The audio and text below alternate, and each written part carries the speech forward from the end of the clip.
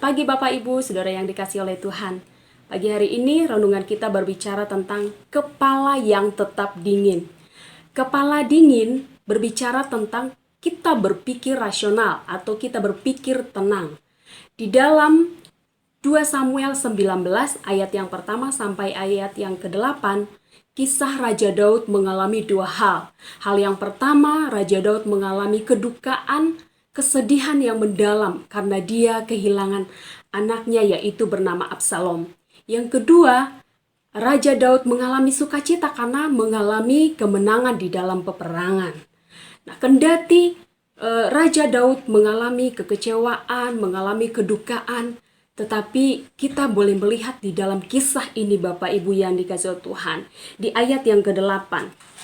Dari 2 Samuel 19 ayat yang ke-8. Lalu bangunlah raja dan duduk di pintu gerbang. Maka diberitahukanlah kepada seluruh rakyat. Demikian, ketahuilah raja duduk di pintu gerbang. Kemudian datanglah seluruh rakyat itu menghadap raja. Dua hal yang akhirnya dia bisa terima di dalam pengalaman kehidupannya. Kehilangan anaknya Absalom yang memberontak kepadanya. Kemudian dia menerima juga kemenangan atas peperangan pemberontakan Absalom kepada Raja Daud.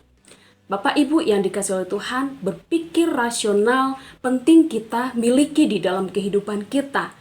Karena ketika kita memiliki pikiran yang rasional, kita berpikir tenang, itu akan menguntungkan kita. Keuntungannya adalah akan membantu kita untuk memiliki kesadaran dan kita tidak terpancing dengan emosi kita.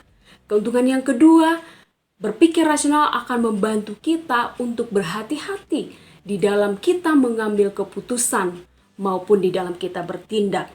Biarlah seperti di dalam Filipi 4 ayat yang ke-7 berkata, damai sejahtera Allah yang melampaui segala akal, itulah yang memelihara hati dan pikiran kita di dalam Kristus Yesus. Amin. Demikian firman Tuhan, Tuhan Yesus memberkati.